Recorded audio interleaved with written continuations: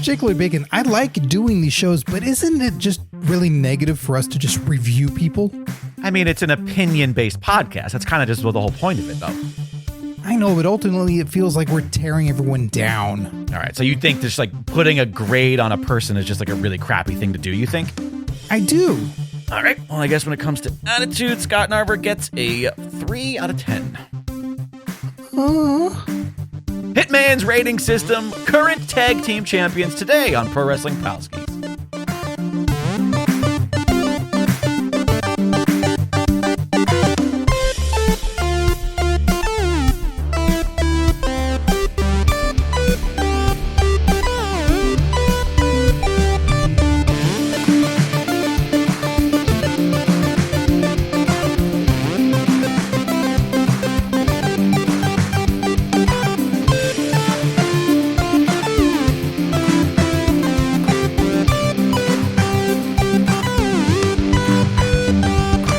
Hey, Scott Narver. Hey, Jake Lloyd Bacon.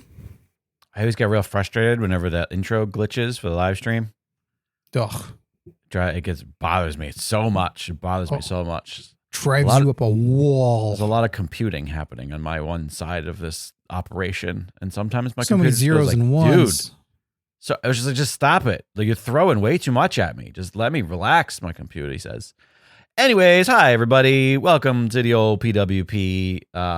Thanks to those of us joining us live via the super exclusive patron-only live stream. If you want to join us live, have your thoughts and chats interrupt us in real time, well, you can cause a few taminas of your own by becoming patrons over at patreon.com/PWPalskis, where you can also become a championship Palski and attempt to dethrone the current PWP world champ, Gilbert Short, a.k.a.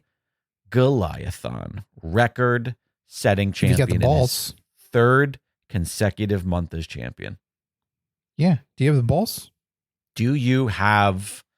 Now, do you mean that beverage? The blue like glass jar with like the little dots on the outside? Balls? What? Did you never have this or see this? There's a beverage called Balls. I think it's BAWLS maybe? Now, is this what Balls Mahoney gave you to drink when you were training to become a pro wrestler? I don't think Balls was out yet. Balls at that point. juice. I don't think Balls, the beverage, was out at that point. I remember. I am unfamiliar with drinking Balls. You should look it up, Balls, and it's like the. Is it made by the same company that makes Ric Flair's energy drink? Because I don't think that's safe. Probably. It did look a little bit like. It did look a little bit like a sex toy. The glass. It was ribbed for her pleasure. Yeah, they still make it. Oh, there's like a whole bunch of them now. All the flavor of Balls Guarana Original, zero of the sugar, now available in the iconic 10-ounce bottle. How can it be iconic if I was not even familiar with it? Did you see all the little knobs? I'm surprised because you're really connected to the snacks and beverages. I've never seen this in my life.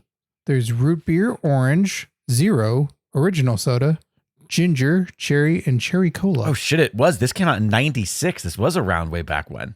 This looks like Zima. But it's non-alcoholic though. I know. I'm just saying it looks like Zima. Yeah. Maybe, I don't know. It's an extremely caffeinated soft drink. I'd like to find Balls. You know, they have cream sodas. We always talk about all the cream sodas that we want to test out. I never knew. I thought it was only like a one generic flavor. I didn't realize there were all these different flavors of it. So I'm looking right now. Fueled I'm not driving by balls. Los Angeles for this. Yeah, they seem to be kind of expensive. All right, we're going to listen. I'll try to find some balls. They have it. Probably the closest place to me is Rocket Fizz. Oh, God, Rocket Fizz. This is so great. You can also get it on Amazon. Not that, we want to support. I'm not getting balls shipped to me in the mail. You crazy. Anyways, this is not a balls podcast. We will not talk about snacks or beverages for the rest of the entire show. And that is your PWP guarantee. Dots pretzels. This is the second installment of us getting, we love judging people. We're shitty people who just love judging others. We're wrestling fans. Oh, yeah, right. That's what I meant. I said last episode, all wrestling fans are just shitty people. So I'm just doubling down on that. A couple months ago now, we had fun playing with the Hitman rating system. Bret Hart has a system that he judges all wrestlers on. 3 categories of which you can have 10 points in each. Look, promo, and wrestling, which combine a maximum total score between 0 and 30, depending on who you are. And so the last time we did, it seems like it's a pretty champs of the year. solid system. Honestly, it did seem to kind of work out when we, I mean, I still have our last episode like stuff here, and everybody did kind of end up feeling in the order of which, they belonged, in my opinion. Yeah, they were put in their place. They were all put in their place. So last time we did current mid-card champions. So I figured we would do current tag team champions, so we can judge them as individuals and also as a team. Jake, what a great idea. Now we were recording this on the 7th of July, like a week and some change ago. So sure. For all we know, none of these people are champion anymore. Wrestling is a crazy place. They were at one time, they were graded heavily. Because of it. Where do you want to start? Let's start with one of the WWE tag team champions. You mean there's more than 2? Of course. I thought there was only one WWE tag champion and then one world tag team champion. Yeah, but what do they work for? What brand? WWE. So no, I think it's whatever the corporate merger was. I forget the name of it. I couldn't come up with it. God damn it. 0 out of 10 for tag team titles being too many. Boom. I'm already Bret Hart in it. Okay. So let's go with the one that they put first on the website. So it's clearly more important. The World Tag Team Champions. All righty. And I don't remember which one those are. Is that Judgment Day or DIY? That's right. Finn Balor and JD McDonough. Finn Balor and baby Finn Balor, as I used to call him in NXT UK. JD McDonough. I don't know how to spell that. He trained him, right? Yeah. Well, that's going to go on the score. All right. So first category up. Let's do one that we'll start with Finn, since you read him first. Look. We might be divided on this. He doesn't paint himself anymore. That's true. When he painted himself, that was a 10 out of 10. That's a look. But also, even not painted, he does have a great look. Now, the question is does it matter that he's small? Because some people don't like a small wrestler, but he's so fit. And he has so many abs. He's got a lot of abs. And he's a good looking guy. I like the beard on him. Like, I do still think he's got a great look. But if we're judging current and not Demon, I don't think he's a 10. No. Because he's still short comparatively. Yeah, I'd say his look overall is a 7. I agree with you on that. I think that's a very fair assessment. You take notice, but it's not a whoa, knock your socks off, but it's like, oh, okay. This guy's serious, and he's really competing with CM Punk for the bags under the eyes these days. Right. Do you want to hop between the pair? No. For each category? Okay. All right. So, Finn's promo. I feel like Finn is one of those people where if for whatever reason he doesn't like what they've given him to do, he's bad at it. Yeah. He's like Orton of 15 years ago. Remember when Orton was just sort of, you could tell when he didn't like what he was doing, and it was just like, ugh. I think when Finn has something good to say, he's great at, I believe him. He's very believable. When he was doing the Demon and talking all about what it meant to him and what it was inside, it was so corny, but like he sold it so well. And that's a hard thing to sell. I think he's... Yeah, but those are all pre-taped. Sure. It's a good point. So that was take 47 of. That's a good point. None of them were in the ring. Explain yourself again. Now, can you explain the lore one more time? Okay, so I was born out of a breadbasket. Inherently, though, I don't think he talks as good as he looks.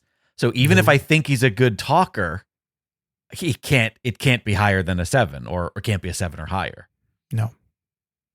He's serviceable, like you said, but he's inconsistent. So that's why I would go 4.5. Oh, you're going that low. I was going to go. If he was consistent, I'd give him a 5. I was going to go like 6, to be honest with you. Oh, see, no, I don't think he's a 6. Because at times he's not believable. Like if you can consistently be believable, I feel like that puts you in a higher grade. But there's times where. All right. I'm going to concede to you on this one, but I want you to remember that I conceded to you on this one for a future. All right. Because I'm looking at some of the other folks. And I can remember that all day long, but 4.5. Look, promo, wrestling. All right. Wrestling. If we are judging 8 years ago, right? Or whatever, whenever he was like the peak of like NXT, and then we were when he was like his versus most breakable? today, they're completely different. I think he started great and then got pretty bad and is now slowly found footing again. I think he's like undeniably a great athlete. He sells really well. Whether or not he's consistently putting together moments and psychology, that's where I feel like he's climbing back up. Because for a while there, it was just kind of sloppy. Like when he first popped up at NXT, I fucking loved him. He was like my favorite. But I feel like he got brought to the main roster, and then like things just got lost. I would say a 7 again. I think I'm right there with you on that. Because there's a lot of times where it's not overly spectacular, again, serviceable, and it's better than most, and he's believable. And I think there's nothing wrong with the 7. I think a 7 is good. Which puts him at an 18.5 total. Okay. J.D. McDonough.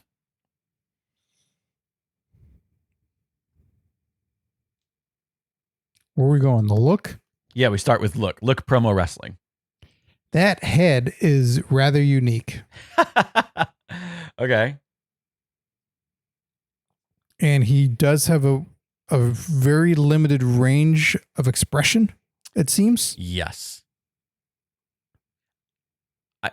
It's kind of like an early prototype Chucky doll. Yes. That can just do like a couple of the grimaces and like it can always go back to like mad face, but then there's a couple other just limited moves amongst the mechanics. Yeah. Where he is currently in the position in this group is not, I don't think it's doing him any favors. Oh, I think it's doing him all the favors. Really? You think so? Okay. Yes, because if you're making him the joke foil, that's a good point. That all this stuff happens. Like, what else are you going to do with a guy like that? Or rather, you got to get him in the door somewhere. Yeah. And if he's just this small guy who's a blue chipper and I'm going to do it and I'm from some other place. Well, see, I actually didn't dislike him when he was just sort of the vicious, shitty, like, I don't care what you think of me. I'm going to fucking break rules and I'm going to, like being really disrespectful. You're butchering and Wade Barrett's theme song. I don't remember. I don't get that. I don't get I don't reference. care anymore. I don't remember that at all whatsoever. Anyways. September. Yeah, I don't know. I don't think he's got a good look. We're going back to the whole look part of this. I don't think it's a good look, but I think it's a unique look that you look at that guy and you go like, oh, what a weird looking fella. I think standing... So it's distinct in his head. Sure, but I think that when he's standing next to Finn, it looks like he won a contest and Finn brought his like distant, his like the kid from the neighborhood that won the get to come to wrestling with his with Finn Balor contest. I agree, but he's not forgettable. No. So that's why I give his look. So does that mean only in his head above a 3.5? 5? Oh, you're going still that low. So 3.5, that's pretty forgettable in my opinion. Yeah, because overall there's not any outfit that's exceptional. No. There's no part of his body that you go like, oh, that's unique or different or amazing or even impressive. Right. It's just the head. And you go, oh, because you could go to a house show with people and they'd be like, oh yeah, I don't know. That one match is a guy with the washboard abs and the large headed guy. Like, oh yeah. So you remember him because of the head. Yeah. Cause he looks like a bobblehead. Mm-hmm. All right. So 3.5 for his look. What about his promo? I can't even recall like any recent ones. Like I know that he's yapping in Judgment Day. There are times where I do think he's been pretty funny along with like Dom and with like there's been moments in the Judgment Day where they're good, but I don't think it's speaks to his specific ability as much as the camaraderie of the group and like what they're doing and the story they're telling. He is stronger at having the moment of R-Truth showing up and something like that. And he's in a segment where it's in ring and he's pointing like, hey, you get out of here. You're not supposed to be here, Okay.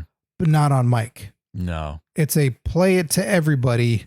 He's better at that. But when they go, here, we gave you some lines. Oh, he might as well be in the Dark Order, buddy. Cause it's just not, it's not good. 4? It's not. Oh, that's being generous. I was going to go 3. You're going to go 3? You want to go 3.5? Meet in the middle. Sure. Wow, JD McDonough. Jordan Devlin. Wrestling.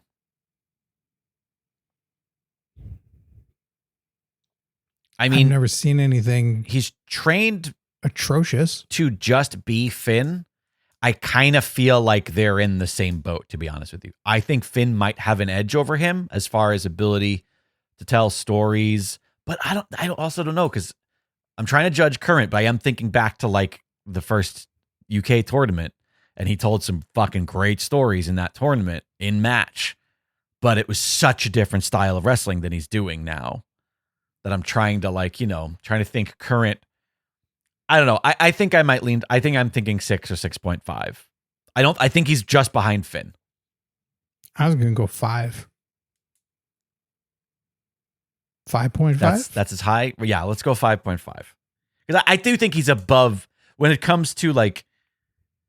Yeah, I think he's above. He can do moves and stuff well and fine and everything, but I don't think there's well. He it's believable. His contact looks good. When he gets hurt, it looks like he's hurt. Like what? Like that. Maybe he's constantly hurting himself. That's great.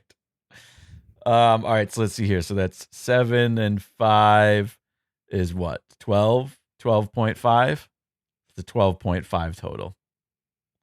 So as a team, you want to take their average?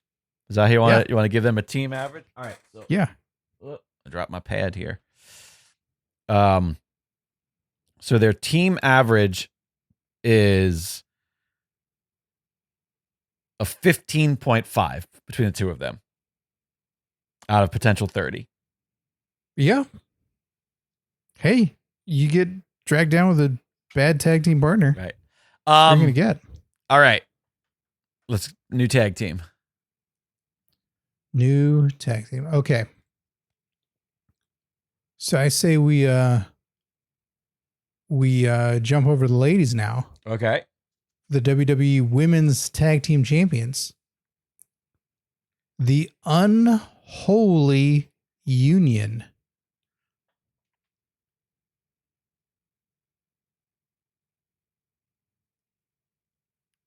No, I forget. I constantly forget these people's names. Alba Fire. I thought you were going to read who they were. You just took a long pause. That didn't come through. No. So I thought you were just maybe searching for it. No, you were just like the Unholy Union, comma, and then nothing. Isla Dawn. Isla Dawn, there it is. And Alba Fire. With a Y, right? Because sure. Y's make everything better, Valkyria. All righty. Isla Dawn. personally, I think she's got a great look. Isla's fucking. I think Alba's got the better look. I think they both have great. Honestly, I don't think either one of them has a bad look. Alba looks. I do think that that Isla, the redhead, does have a distinct. Yes. Alba is way more of a redhead. Oh, you're right. She's got the dark red. Sure. They're both redheads. I forgot. I guess in my brain I think of Alba as being a brunette, but she has that dark, rich red hair, whereas Isla Dawn has the orange red hair, the more traditional ginger. Right. Yeah. All right. Well, in any case, let's concentrate on Isla. We're gonna get confused saying these names back and forth, Isla and Alba. This is why NXT writers quit all the time. Yes. They go, "Who the fuck are we talking about? What are we doing?" I do think that Isla has a distinctive look. She doesn't look like almost anybody else on the roster. Okay. Because of her pale skin? Yeah. Like she has a little bit of that, like very fair skinned, the very distinctive red hair. That doesn't seem to be overly dyed, at least to my recollection. Like some of the other women who their hair is like very much a bottle color. Hers, it's very early Becky Lynch. Sure. When it was a little bit more natural. Yeah. It's just orange. Right. But there's like something, she has like a sort of a weird, there's a weirdness to her face that I like, that's memorable. These are compliments? Yes, they are compliments. And we're talking about fucking pro wrestlers. You have a weirdness to your face. Yeah. You just talked about, you're never going to forget JD McDonough's giant fucking head. Yeah, because it's weird looking. She looks like a human. But she has like that. She has like an overbite. She looks like a Simpsons character. Looks like a Matt Groening character. Really? Okay. Which is also really cute. She got that nice junk in that trunk. She's not like scrawny. She doesn't look like, she looks like she could fight. Like she's got mass in a way that's, I believe it. I think she got a great look. I think Isla Dawn's got a look. I think she's, she's up there in the higher end of our spectrum. I think she's 6.5, 7. She's in that range. Oh, I'd go 6. Because I don't think she has a look yet. I think she's got a pretty good baseline look. She looks like an NXT, like, I'm ready. Great. Put on this outfit and go. All right. But I think it's a solid 6. That's my opinion. Her promos, I haven't seen a lot of them recently, but I do know that the ones I have seen and recalled were way better than they used to be. She used to be real rough because she was one of these women who was like, everything was dramatic and over gesticulating. And she was trying to be like a fantasy character from like an RPG, do you know? And it was very like, Kenny Omega. Just fucking tone it down. Tone it fucking down. But I do think she has toned it down a little bit. Not a lot. I think she has room for improvement, but she also has promise. Seems like they were given a lot of Iconics tapes. Probably. Like, do this, because we don't have them anymore. There is the speech impediment, which I think could be good, but also is tough. Cody's overcome it. Yeah. There's a lot in wrestling that have it for some reason. It is. Flair. It's like something about getting punched in the face a lot. I don't know. I think I'm gonna say 5. I think she's the better of the two, putting words together and just being more engaging. Yeah, I also think she's a little easier to understand. Alba's accent is real thick. Yeah. Real thick. Yeah, I'm gonna say 5. I think she's at a 5 for a promo currently. Okay. Wrestling, I think, as of right now, is the best of her categories, in my opinion. I know we're a little very limited knowledge. And you also weren't into their title victory match, but like I have seen these two wrestle when they were both in NXT UK. That was back when I was watching it every week when it was, pre-pandemic, killing it. And I do think that both of these women can fucking go in ways that a lot of the Performance Center women could not. I think it's both of their best categories, in my opinion. I'm thinking she's probably in that same category that like Finn is in, where it's like there's clearly all of the stuff is there. There's just something that needs to like turn her into the next notch. But I'm thinking 7. That's where I'm placing her in my head. I think it's her best category out of the 3. The only thing I can do with lack of knowledge, I just go minus 0.5 Okay, so 7 to as well. your rating. Oh, I get it. 6.5. All right, you want to settle on 6.5? Because I'm not hearing a lot of like, dude, did you see this match or Well- her and this or that? Well, let's But again, I go like clearly serviceable. right. You're all right. You made it there. All right, well, let's go to Alba Fire. She looks like a fighter. Her look is outstanding. She's not big, but she looks dangerous. And she's got that chiseled MMA Right. female look of, she looks like a cardio machine. Right. She's got a strong jawline. The hair is top notch.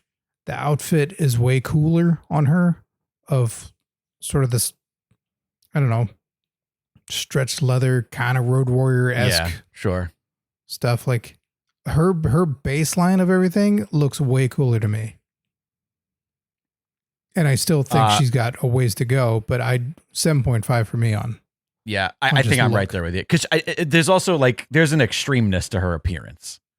Like she has a, like, if she was an actress, she'd constantly be like the fucking villain in the, you know what I mean? Like in the gang who everybody's fucking afraid of, and they send her out to take it. Like she's like the enforcer, fucking like she's really extra violent, you know? Yeah, she rocks the dark lipstick a lot of the times. Like just, she's figured it out for herself much better. Right. Because also it's more distinct because with Isla, you go, so she's a good guy? She's a bad guy? Yeah, Isla has like a more she? Traditionally sort of cutesy kind of like, you know, whereas Alba has, she has like a really crooked smile and like her jaw, like she's not like she's not like a traditionally like pretty girly girl. There's like an intensity to her that yeah, works. it's not a model. No, she works. It looks great, though. sooner like a fighter. Promo, I'm gonna go 4. I think She's got that the parrot mouth.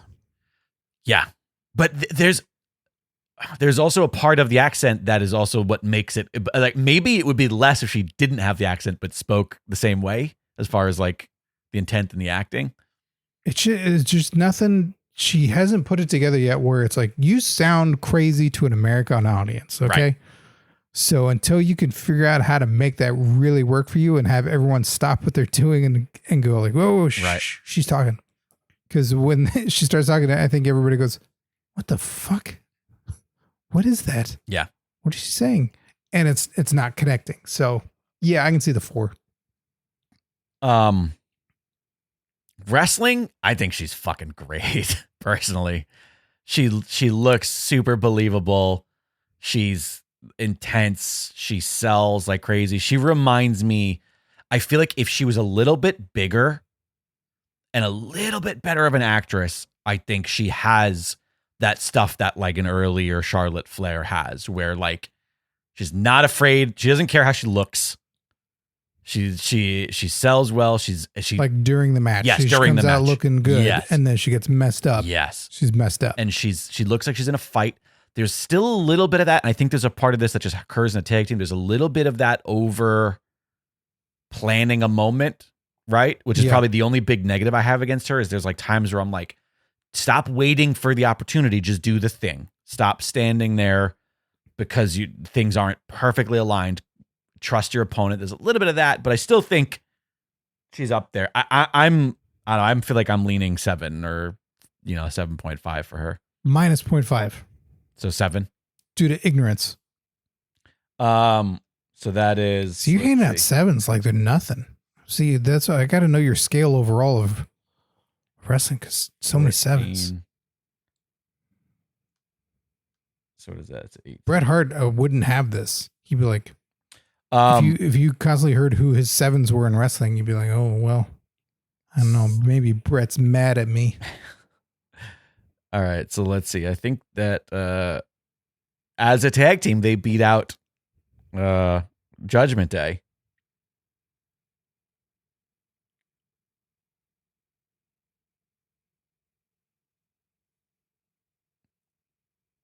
God damn it. Yeah, so they're at an 18 is their average. Judgment Day was 15.5. They just look better for starters. That is a good point. Yeah, JD really pulls down. In fairness, Alba and Finn we graded almost identically. Some categories there was a 0.5 shift from promo to look, but they have the exact same total and they're almost exactly the same across the board, which I think is kind of fair. Yeah, I agree. So it's a matter that Isla is a little bit above JD, and that earns this team really. Yes. All right, who we got next? Up next, let's jump ship for a second. And let's look at the AEW World Tag Team Champions. Discord's favorite, the Young Bucks. The Bucks. Matt Jackson and Nick Jackson. Matt Jackson, Nick Jackson. All right. I think this is going to be our most contentious team. Well, maybe not. Maybe the next one will be. But I think we're just generally contentious. Starting with Matt. And we're looking at him now. The better of the two. Run. Sure. Let me take a look. Because are they still doing the VP, the EVP bit? Yes. Okay. That's problematic, but okay. We can look at anything, and ultimately you and I would say that's problematic. All righty. So I do think when it comes to look, I think Nick Jackson does have a thing. No, I'm sorry. Yes, Matt Jackson. Matt is the more attractive of the two. I think he's got a good look. Hold on. Yes. I want to make sure you know which one's which. Yeah, I do. We start. I do. Matthew Jackson. I'm looking at them. I did the search just to make sure. The little one who thinks he's the power guy. Yes. With the black hair. Yes, the one who's not balding, wasn't balding 5 years ago. Right. Okay. Yes. Okay. I think he's got a much better look than out of the two of them. I think whenever you think Nick has a better look. Yes. Nick looks like he doesn't look like he's a wrestler at all. I think that for Matt Jackson. Nick looks like he should be working at a fucking pizzeria as a delivery guy. Because don't let him near the pizza. He'll probably fuck it up. Yeah, I don't think we're ever going to be able to agree on Matt is the guy outside of the pizzeria going, look at you delivering pizzas. Matt Nick goes, yeah, I have a job. Exactly. That's the guy who would be a pro wrestler. You literally just No, because he can't get that. Because he's Matt Jackson. Yeah, I don't know how we're gonna agree on this then. I'm gonna say, by the way, neither of them have like a great look. I'm just comparing them. I'm talking about like the better of the two. I think Matt Jackson, I think his size is better, even though he's shorter. He reminds me of the other young Matt. He reminds me of a young Matt Hardy in that sense, where there's like a stockiness to them. There's a sturdiness that I believe. And I think he's just a good looking guy. Please define the sturdiness of the Young Bucks. What does that mean? That he looks solid. He looks sturdy. He looks like he's very fit. He has a nice mass for his size, but he's not like, not fucking Rhino, of course, but he looks like a fucking athlete. Okay. Looks like he eats his Wheaties. Wait, chew on the box. That's what Nick looks like to me. Nick's in the corner going like, oh, this cardboard's good too. Okay, so which one are we doing look on? We're starting with Matt. I'm sorry. Starting with, yes, Matt for everything. Matt. Okay. Matt's look with the current incarnation of their dressing obnoxious. And I don't think it suits them. And he has like a little mustache, like a little poet stash and soul patch, right? Yeah, sometimes it goes goatees. It just kind of changes. And it's obnoxious, but I don't think it they're putting on obnoxious things to be obnoxious, but it's not true to form. It's just masks. They're just wearing masks. So while it evokes emotion, and I think it's like, yeah, your mask does do something. I don't think it's great. So I will give them a 4. Matt Jackson a 4. I think I'm right there with you with that. I agree. Kind of where I'm placing him. Promo. I think Matt is the better talker of the two of them. Oh my God. Really? You've seen more. This is the fucking NXT ladies for me. He's the guy that undercuts every single thing that is said. Now, keep in mind, I don't watch Be the Elite. I don't watch any of the comedy bits that they try to do. Okay. I've tried. All right. So tell me about his promo. I've tried. And educate me about the promo of the internet's favorite tag team. Matt Jackson. He's forever the guy that undercuts everything. He's the guy that is never lets a moment be real. Okay. It's always, hey, and I'm going to say the other thing, or hey, I'm going to add something on top of it because 3 things were already said, or I said another one. It's like, yeah, let it lie. Let it be done. Let it go. Less is more. Piece of more is more.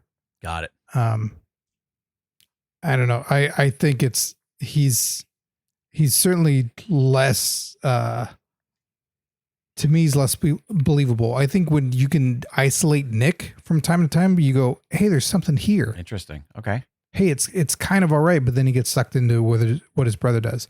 I find Matt to be so disingenuous. Okay. When he speaks, and he's constantly playing wrestler and is never actually wrestler. And Nick has moments where it's kind of all right. It's kind of like the acting class where you go, that kid's okay. What is he doing that scene for? He can't do that. Okay. So where do you put him? What number do you put him at? I know what I'd like to put him at, but I'm trying to actually be really fair about it and be like, all right, he is on TV. He does talk. He's not the worst. I don't like it, but I'm trying to make it more balanced than just going like 0.5. I would say in promo, Matt Jackson is. Let me ask you this: better or worse than JD McDonough? Worse. Okay. Because there's more. So you gave JD McDonough 3.5. Yeah, I'm gonna go 3. 3. All right. I'm sure nobody will post in the Discord about this one.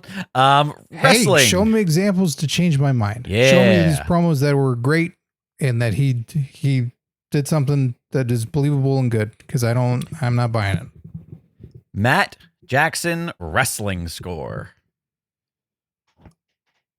It's a style I don't like. Right. But I'm fully aware that undeniably there's been plenty of exciting matches and stuff that is neat and innovative and all that. And undeniably good at the execution of the things that is pro wrestling. Yes. And I'm still another thing that doesn't really fit in the category of the Bret Hart scale, but we get to gripe about it anyway because it's our show. I don't like that he's the muscle guy. I don't like that he's the strongman, that he does the 2 moves at once to somebody that involves he suplexes 2 guys at once or something, and he's the tiniest person. Right. Like that stuff is inane and drives me crazy, but that's kind of the style. It's not, it falls in a different category. That is not in the Bret Hart system. Right. It's the Bruce Hart system. Right. So with wrestling, I'd go 6.5. Okay. I actually was going to say the same thing because I don't think he's as good as Finn Balor is. I think he's just behind that. And we gave Finn a 7, and I think that's fair. And also, I don't think Matt's anywhere near as capable when he's in singles. Interesting. Yeah, I wouldn't know. That's zero experience. As a tag team, it's, him and his brother are really, really solid at what they do. And I don't think he can do both. That puts him at a 13.5 total. Nick Jackson. Look. It is a little sad about the balding stuff. If it was up to me, I would be giving him a 1 personally. Oh yeah, why? Because I think he looks idiotic. He has a dumb face. I think he looks he looks like a guy. I'm trying to not be like self-racist to Italian people, but he looks like every douchebag on Long Island. He looks like every like young era boomer douchebag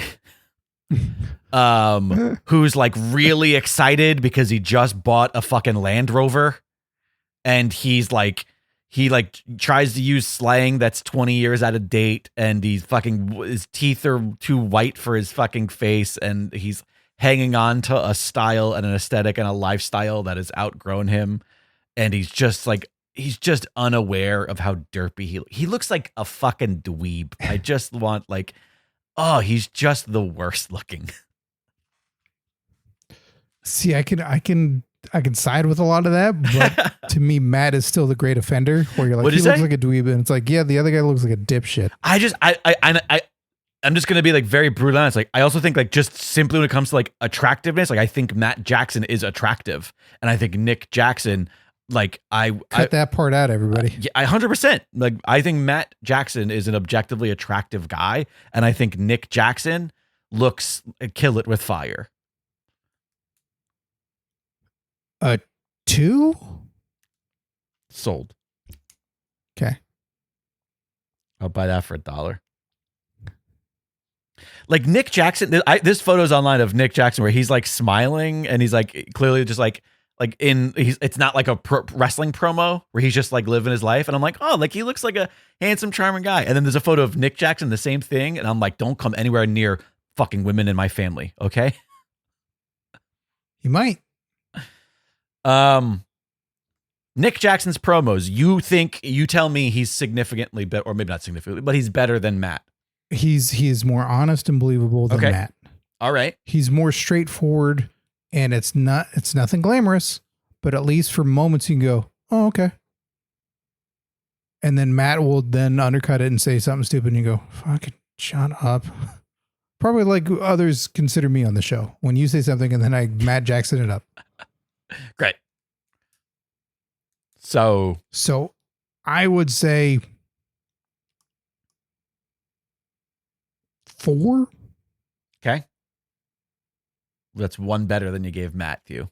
Yeah. Okay. What about his wrestling? Are they? I kind of think that they are a bit interchangeable personally. Like they in my opinion, they wrestle exactly the fucking same. I can't think of a match of theirs and remember which one of them did the thing. I was going to look up. Right. I was going to look up one thing to see if it's consistent. Who is always the one who does the pile driver and who does the flip? Yeah, exactly. And it's him. Yeah.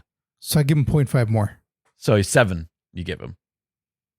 I will reluctantly give him a 7. This is me trying to like be nice for all the people that go like, you just hate him. Yeah, we don't love him. Well, but I'm giving him an extra 0.5 for the precious 7s that Jake throws out there. So their combined score, they're not their combined score, but their average is 13.25. They are a 13.5 and a 13 respectively. People are gonna be so angry at us. Alrighty, got another tag team? We got time for one more. Yes. We'll do hashtag DIY. Alrighty. Let's do Gargano and Ciampa. Gargano, Jackson. Ciampa, rather. Ciampa rhymes with Tampa. Okay. This is going to be contentious. Johnny Gargano, look. I don't think he looks like a wrestler, and that's not great. But I don't mind looking at him, whereas I do mind looking at Nick Jackson. When he's on TV, I'm not bothered by seeing him as a human being. We definitely differ there. And I think with Nick Jackson, there's always the hope where I go like, get away from your brother. Right. Maybe he'll be okay. Okay, so let me ask you this about Johnny Gargano. Better look, Nice guy. better Real look, nice guy. or worse look than JD McDonough? In the world of wrestling, worse. Because he's not as memorable because of the head. Because of It's JD's so head. generic. I'm going to say 3. And I he's don't not changed anything in all these years. That's the Right, other part where it's right. like same haircut, same gear, same general same style. kind of beard, no beard. Like it's so trimmed and it's so generic for so long. I think this is my ultimate criticism of Johnny Gargano. And I think I'm trying to be nice when I say this. Okay. Is he doesn't take any risks. Right. That's not to say that he doesn't do that in the ring. He'll do a lot of course. stupid shit in the ring. But as far as look and personality, promo, all that kind of stuff, like he doesn't make bold choices and he doesn't take a chance. Sure.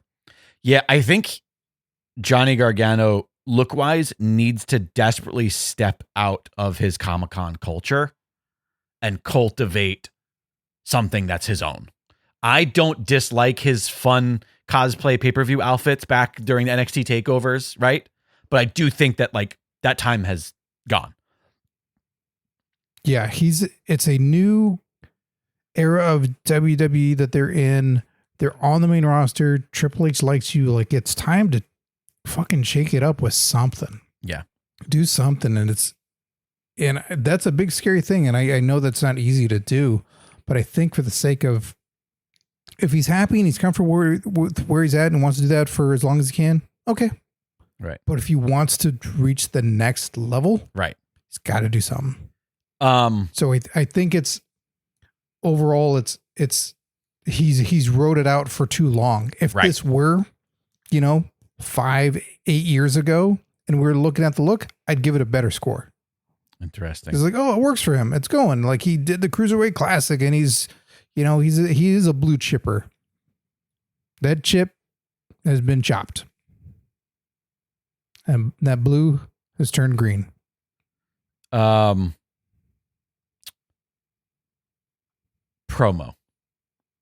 Wait, did we give a score? Yeah, I thought we agreed on 3. Because we did JD McDonough was a 3.5. I don't think he's that far behind. I think he's, I think that's I'm trying to keep our scale consistent here. Yeah. Promo. I personally love his promos. The problem with them is that much like his look, they have not evolved. I think they start from a much better place than his look does. Right? So I think inherently they're better. I think he has to have a higher score. I would argue out of everybody that we've spoken about so far today, I would much rather hear him talk than any of them. I agree with that as well. I do ding him when he was a heel. Oh yeah. That was just not believable. It just didn't fit him. And also like he was trying to play with his friends, which I don't dislike that they were doing that, but it didn't work as a heel. Like they weren't, if anything, it made them come off like they were trying to be liked. They were trying to be the bad guys that people laugh with, right? They were trying to be like, oh, look, these guys are funny. But if you're a good promo, you should be able to do both and be believable in both. But I think as a good guy, he is quite, I know I say the word a lot, serviceable, right? But he's honest when he does those. Very believable, for sure. And you feel sympathy for him. Yes. I'm thinking a 7. Your face. No, because when you can't do it as one side. Yeah, but that's not what, I mean, we're playing the game of right now, right? I didn't take in a lot of the old stuff into other people's consideration, right? So I thought you were. Oh, okay. Some of these grades would be higher than across the board for me. But anyways, so 6.5. I'd go 6. Or so 6 I'll allow you to have this one. I know you love him so much. I'll give you a 6.5. Well, no, let's do 6. It still fits the system. It's the best. It's still the highest score that we've given for a promo today. Oh, really? Yes. Wrestling. It's literally his last name, except it isn't. Gargano. I love him. I watch him fucking wrestle all the time. I think it's great. I think it tells a story. I think when he leans into the indie style, there is a tipping point, but I do think that he's been able to ride that line. And this is where you and I kind of separate a little bit, where I don't mind a little bit of that, like one too many things when it's reserved for a big match or a big moment, you know, and it's not every fucking time we see him. And I do think he's ridden that line really well. I he just really stops selling though when he does too many things. His little comeback moment, or his like, and it's my turn to do the kick, is, you know, but I don't know. Everything heals up and he's good again. Yeah. That's what I fault him for. But he's good. He's really good. But I don't watch him anymore. I fast forward. Really? Pitch me a number. I would go 6. I'm curious as to what you would go. I can't. I think I can't give him a less rating than Matt Jackson. Okay, so what do you want to give? I think 6.5. If you're leaning 6 and I was leaning 7, okay, then 6.5 I think is only fair, even though I think, you know, they're all PWG kids.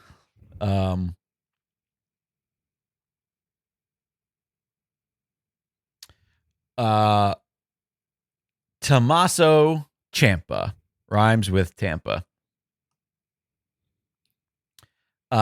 Look, I fucking love the way this dude looks. We might disagree. I don't know.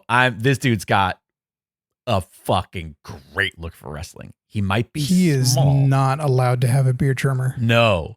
I am not okay with this currently. That is, I will not discount him on that. I get it. They're trying to be good guys, but no, it has got to be scraggly and uneven. I do not care for the sculpting. You don't mind? Okay. I mean, it's still so thick though. No, he looks insane when it's scraggly. Yeah. The look is at its peak. And like I said, right now, I'm not going to dig him on it because it's normally been so good. And I get it. He's just trying to get through the door. But no, not okay. The scraggly Ciampa beard with gray, because he's dyeing it now too. Yeah, I do miss the gray spot. He looks insane. It's so good otherwise. And he is small, but there's the fact that he's small, but he looks the way he looks is a benefit to the fact that he's small, in my opinion. Yes, I would argue that if he was just a bigger dude, he'd already be a fucking world champion 3 times by now, because Vince 5 years ago would have been like, that's the fucking guy. But he's got these pale blue eyes. He looks like a fucking psycho killer. Like, I know that's the old bit. It's his whole thing. But like, it's just, he's got such a fucking great. He looks when he so was a menacing. lawyer trying to go after Undertaker. He's not a right? good look. No, not at all. When he was clean shaven back in the fucking day, he looked when he was like a smarmy Italian This guy. is kind of that point where it's like where Gargano maybe needs to look at that and not mimic good Ciampa by any means, No. but it's go like, yeah, dude, I look like this forever. Yeah. Like this is who I look like as a person. Yeah.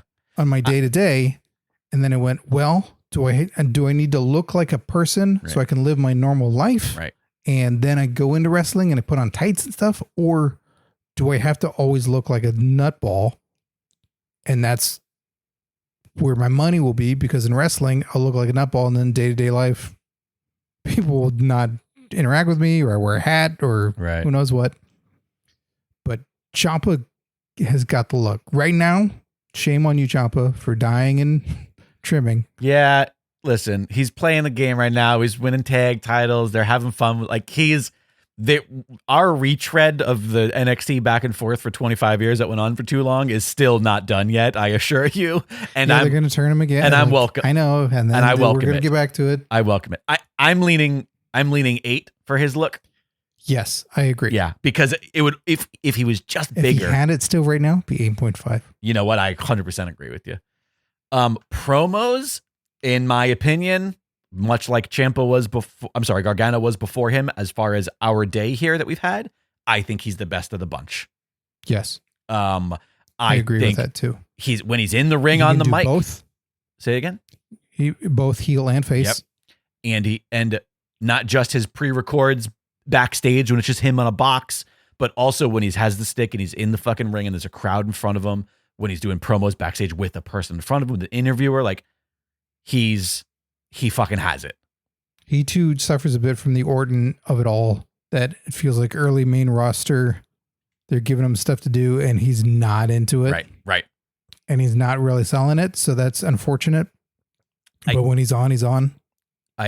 I'm thinking it's the same. I'm thinking just like I think he's at an 8. I think he's in that space. I'll go with an. I was going to say 7.5. I think. Okay, that's fair. Wrestling. There's going to be a Carmen theme here for Tommaso Ciampa because he's one of my favorites. Best of the bunch. Out of all of these people, I think he's the absolute best of the fucking bunch. And I wish I've seen more of him too. Oh. But sadly, most of the time he's with someone I don't want to watch. 7.5. Yeah. I'm gonna give you that.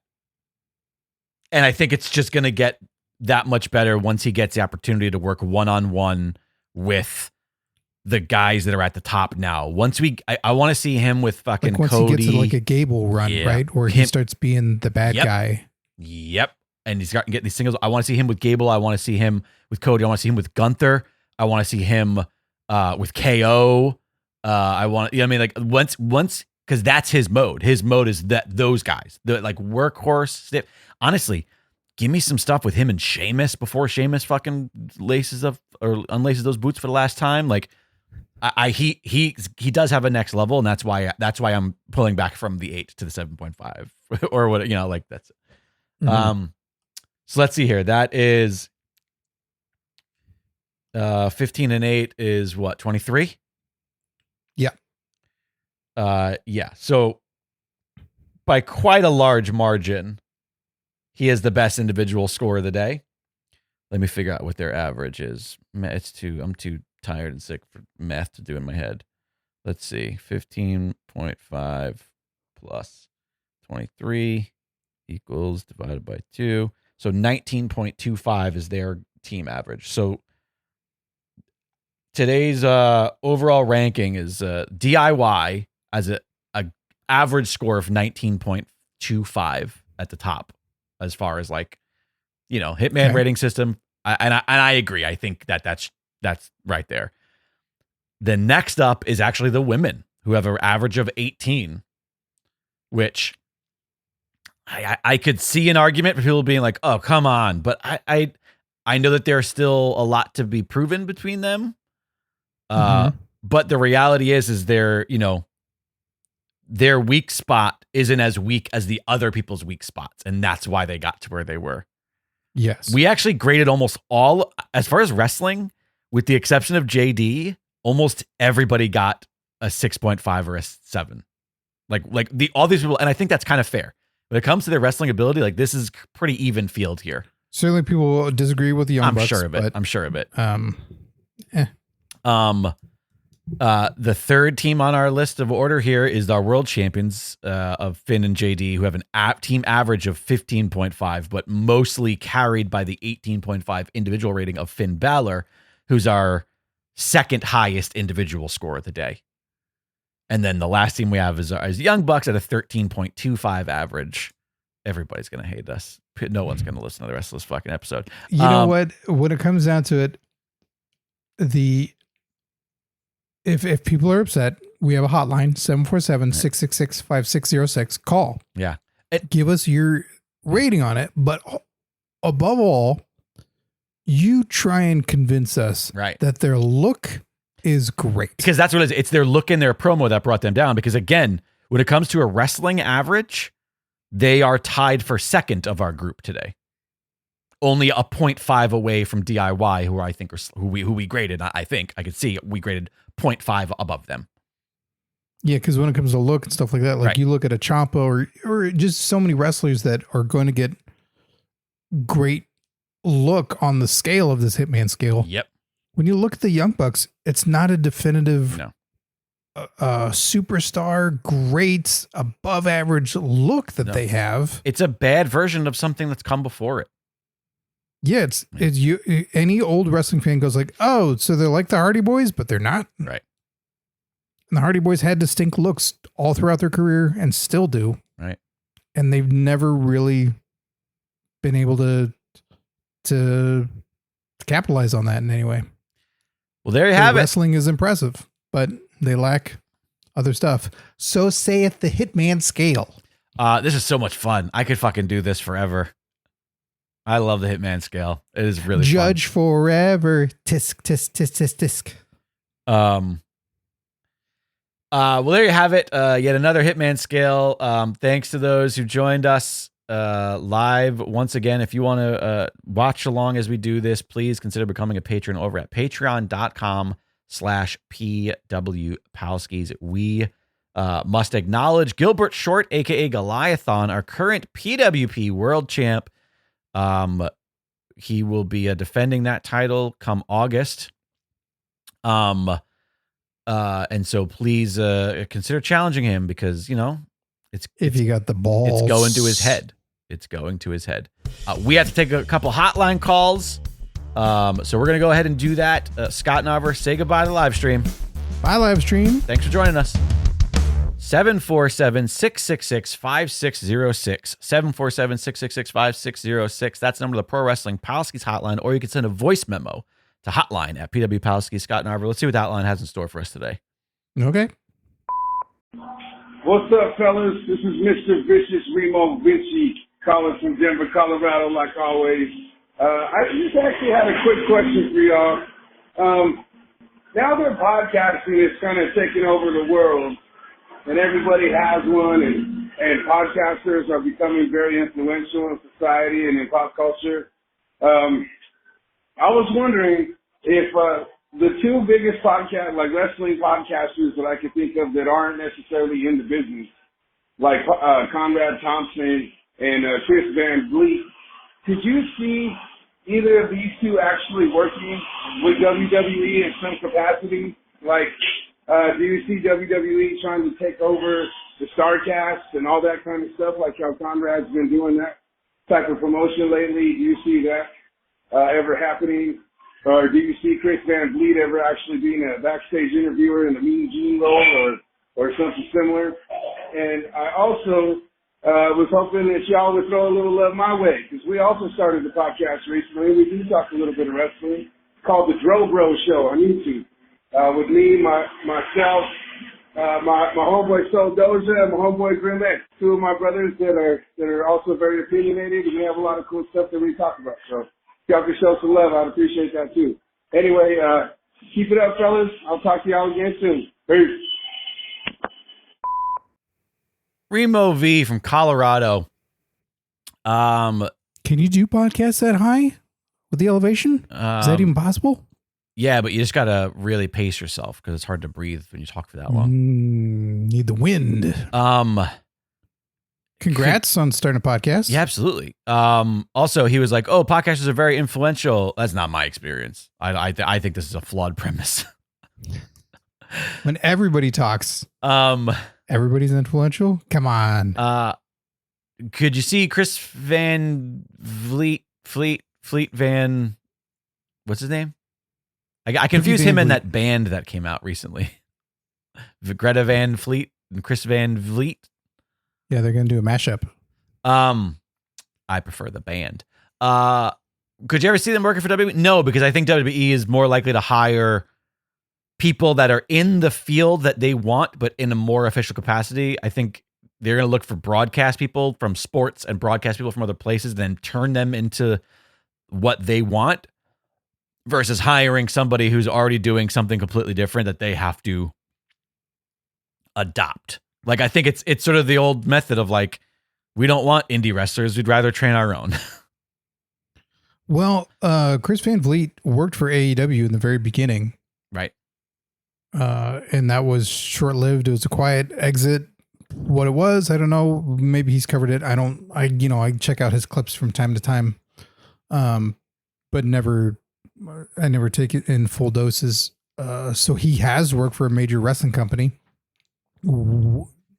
I can tell you in part from my experience dealing with another company and doing stuff on your own, the frustration that I can foresee him having is he wants to release stuff on his schedule and on his time. Right. And if they're making him go around from town to town or saying, no, you can't talk to this person right now. No, you can't do this. Well, if I ask for press credentials for your show and set aside the time or reach out to the person, I could probably get them on my own. So why am I working through you and being limited in what I put out and what I do if he's already reached success? So you can see that. And Conrad Thompson has technically worked for WWE when Something to Wrestle, the show with him and Bruce Pritchard, was on WWE Network for a period of time. I think this was pre-Peacock. Right. They had a version where, you know, kind of like what Jake and I do, where they were on Zoom or Skype and doing the show together and taking a subject. And it ended. I've heard stories as to why. I don't know what's exactly true, but I think Conrad had issue with what was on WWE Network or editing or other stuff. I know he's particular. And so he has, they have done it, and WWE has certainly had control over their Starrcade, because years ago Undertaker was supposed to appear at Starrcade, Right. and then they yanked him and said no, not allowed. So I don't think they're ever Isaac yanked him. Yeah, they pulled the switch. I don't think they're ever interested in taking on something else. They could certainly in the future, I see, going like, yeah, you want Undertaker? Cool. Here's what we get from it. We get X amount of percentage. He only works this amount of time. That it's they release their talent to them for, like, they're looking out for them, Right. with a contract of how much they're allowed to work and also the percentage that they get. But they have their own things. They have access. They have all their other stuff that they can control what they want to do. If there's something big enough, they'll allow their talent to go for money. Right. That's what I think. Yeah. Fair assessment. Thanks for the call, Removi. Hey guys, it's Cousin Paul from Long Island. I know this is a wrestling podcast, but you're both wrong about the snack situation. The best snack is Noddy's pretzels, the chili lime flavor. Those are the best ones. That's the best snack. So you gotta try it and tell me that I'm right. But my question to you guys is, the past, not weekend or 2 weeks ago, there was Josh Barnett's Bloodsport. I want to know what your guys' opinion on that is. It's like a work UFC fight or a better version of Raw Underground. Love to hear your thoughts. If you like it, you don't like it, I don't know. I don't know how to feel about it, but I want to hear what you guys think. I love you. The best. Oh, Paul from Long Island, my baby, cuz he's wrong. The Knott's pretzels, they're fine. The chili lime ones, like, they're fine, but they taste like cardboard garbage compared to Dots. Naughty pretzels. Yeah, with a K, not I was excited that these are like dirty. They're dirty. Yeah, they're shaped like dicks. That they're lewd in some way. Yeah. No, Knotty. Yeah, he gets them at like naughty. Marshalls. They're not even like, you can't even get them at food places. You have to go to like a Ross Dress for Less. I looked them up. They have a number of flavors here. Yeah, we tried they have like they had one that was the same flavor as the Dots pretzels, the honey mustard, and the Dots pretzels blew him out of the water. And even he agreed with me. So I don't know why he's calling it to start some shit, but he did say specifically the chili lime, those are his favorites. And they're okay. Don't get me wrong. They are okay, but they are just okay compared to the glory that is Dots pretzels, any flavor. I have to get these at a Bevmo. That's it. Bevmo. All right. Well, you could do that. That's all. I try looked on them. the website just now just to see. You try them and Bevmo. we'll revisit this. And I'm sorry to all the people who clearly, Paul made me lie at the beginning of the episode. I said we would not talk about snacks or beverages ever again. Yeah, and how does he not like the savory Italian? So what, I didn't understand what he was talking. What happened? What Bloodsport? What? Josh Barnett had an event, Bloodsport. No idea what this is. Never heard of it. That Who's Josh Barnett? Who's Josh Barnett? Yeah. Jesus Christ, kid. Josh Hartnett? The actor? No, he's good now. Leave him alone. Josh Barnett, former MMA fighter, then ever so often pro wrestler, more notably known for a lot of people that he did commentary on the AXS TV shows of the New Japan recaps with Jim Ross. Okay. But I was unfamiliar with Bloodsport, except for the film, which is great. I get it. It's a lie, but still.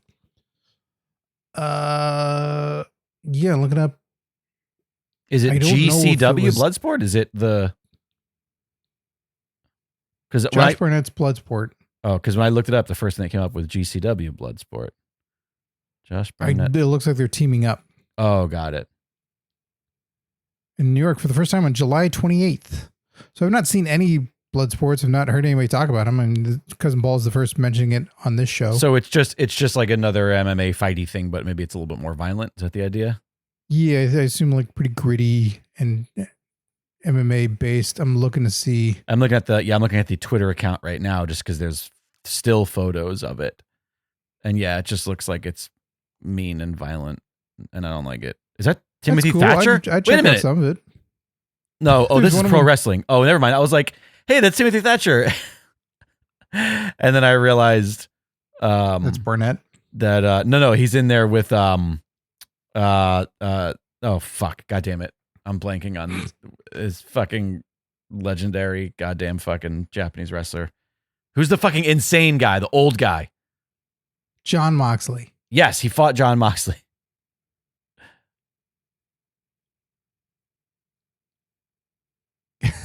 That looks so weird. That looks like a sick kid. What's his It's, name? I'm blanking on his name right now. I'm blanking on his name too. It's shit grin McFinger. Great. Never mind. Signals. I'll edit all of this out. But yeah, it looks like there's pro wrestling at these events. Like these What are is like his name? I'm tired. It's bugging me now. I know. I'm so upset. I'm getting every incorrect name is Me too. rifling through my head. Same. Does it start with an M? Minoru Suzuki. Thank you. I was like, I kept wanting to say Mizuki. I was like, but I didn't want to say it out loud because then I would have been embarrassed. And I just it was did like half and half. You got Mizuki. I was like, is his name Mizuki? You gave him like a Benifer name. Mizuko. Mazel tov. Anyways, Josh Barnett fought John Moxley. Good for him. Oh, Davey Boy Smith is there. Rampage Jackson is there. Like there's people there. I mean, I just don't know. It's a neat idea. Just never seen it. Yeah. So it's like, if it wait, comes Santino on Marella? something and it's reasonably priced, I'd check it out. Santino Marella there as well. I could So do, it I'd do seems like 30. So is it not a One is. shoot? It's just pro wrestling then? Because Santino Marella is not fucking shooting. Probably not. No. So this has got to be like, maybe it's a combo where it's like one real fight, one pro wrestling Do you match. see on the Twitter like when it's coming up in late July, right? Does it say how to watch it? I've already X'd out of that. Wait, I'm gonna try to find it again. Because even on Josh Barnett's site, there's a replay for an older one, but I don't want an older one. I want the new one. I don't want to watch Bushido. Josh Barnett's Bloodsport. It's at JB Bloodsport on Twitter. It says June 22nd, 2024. But The I've been hardest seeing hitting some event- for July. The hardest hitting, well, it's not advertised well then. June 22nd on Fight TV. Live from Ugh. Tokyo, Japan. Yeah, I don't see anything for, it's all just advertising that one. All right, it seems like an interesting idea. I would never want to go to this. There's no ropes. It looks like I just people don't could know. be- I don't know what it is. You say it's an interesting idea, but I don't know what the idea is. Well, as he was saying, it's like a Raw Underground Got it. where it's presented as, I think, shoot fighting. Got it. But it's not. It's still kayfabe. So MMA and wrestling combine. You see a clip of Shayna Baszler from April 4th. So she did it. Throwing around probably quicker fights, I would assume, which is appealing. All Yeah, right. neat premise. All right. I would Well, like to check one out. thanks for the call, Paul. But wait, hold on. There's a bigger issue with Cousin Paul. Oh, geez, Louise. He's got beefs. You told me something off air Yeah. because you would watch Money in the Bank over at Cousin Paul's house. Yeah. Which these chili lime pretzels were served. No, by the way, he didn't have them there because they're not. If there's They're not favorite as. They're not snack, as good. So, Not interesting. as good. What was served? What did he provide for this pay-per-view party? We did like a charcuterie board and a bunch of snacks, like little chicken taquitos, little pizzas. It was sort of like we didn't do a meal like we usually do. Instead, we did like a bunch of stuff to snack on all night.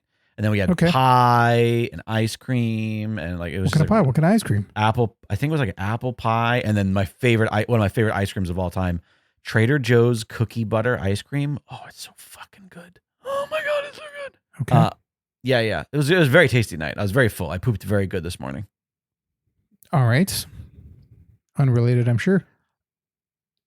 So you were trying to send me a photo. Yeah, and the cell service is so bad where he lives. Like, I tried sending you a photo.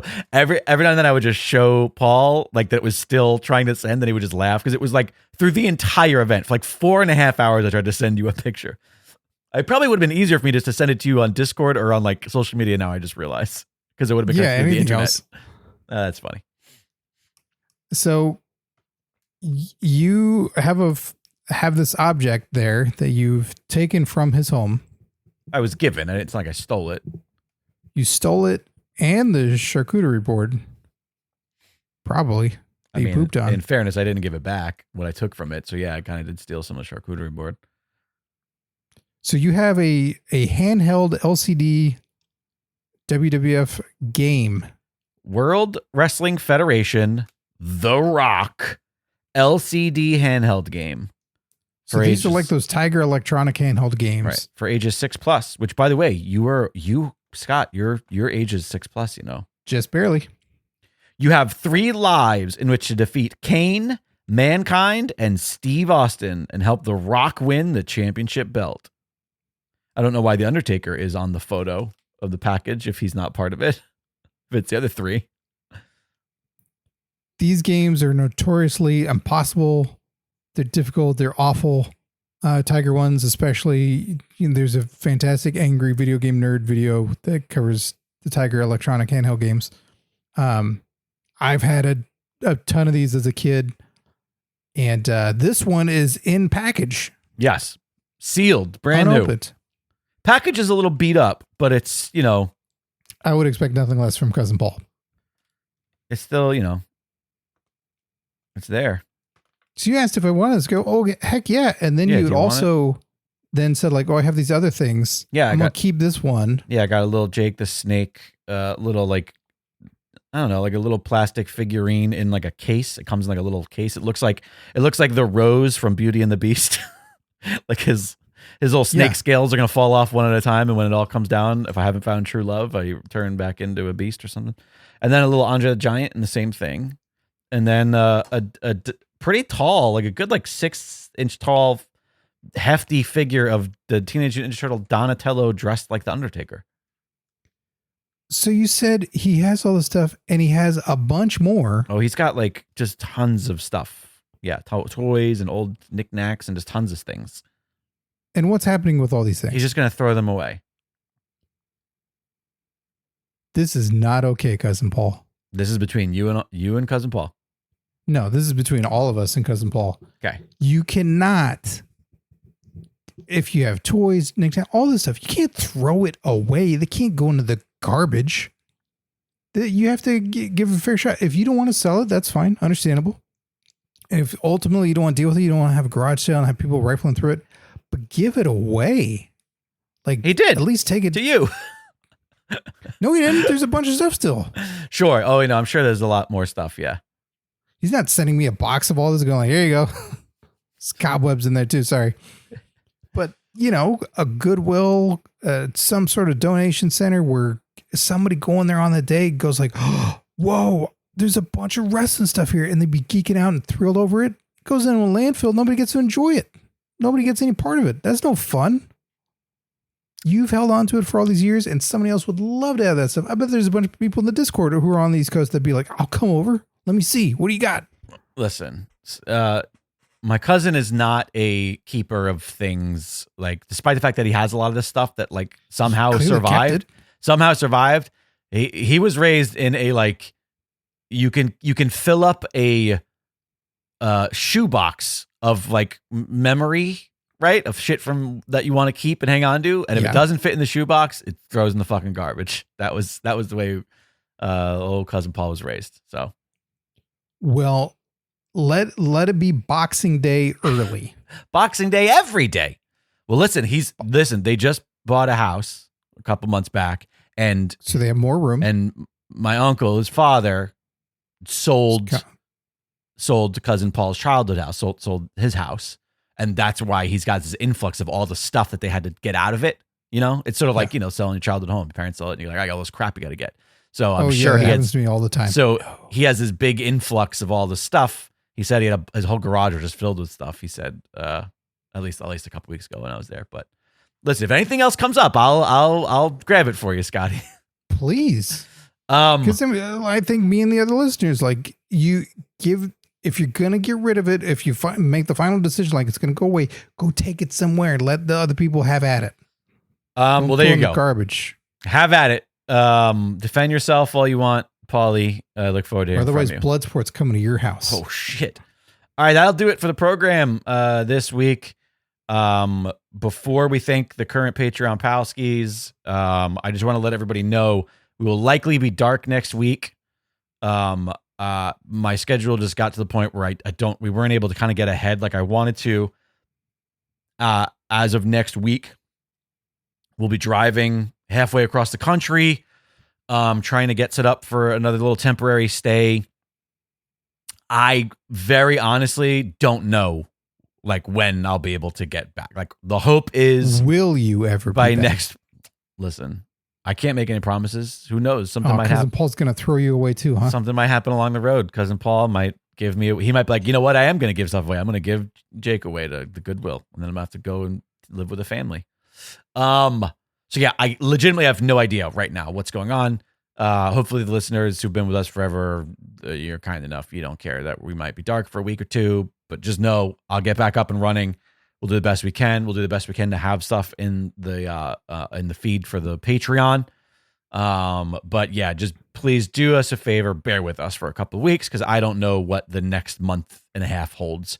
Pretty much from this point until we are back in LA in September, it's kind of a question mark. And I know that's a couple months, so it's a long time, but I'm going to do the best I can.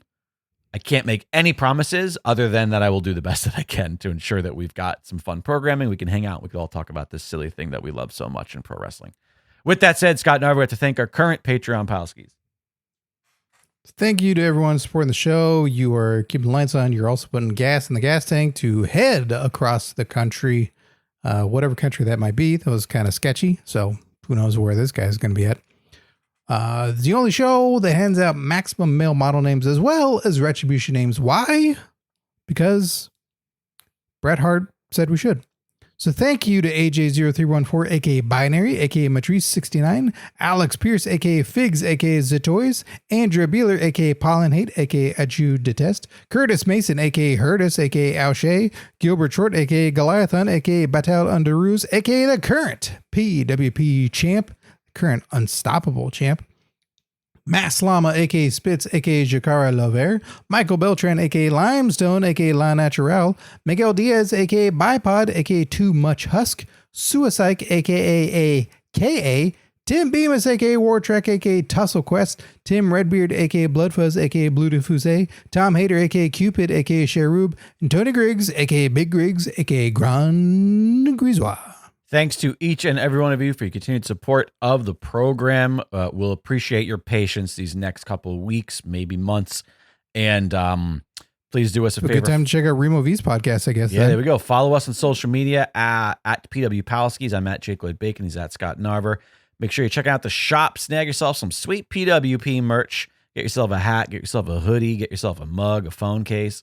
All of that, plus the Discord link can be found at pwpalskis.com. Thanks for joining us. Always a blast hanging out with you, the Pro Wrestling Palskis.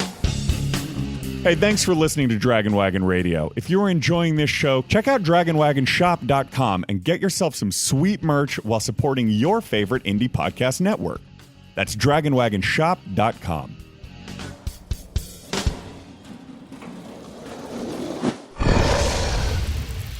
It's Dragon Wagon.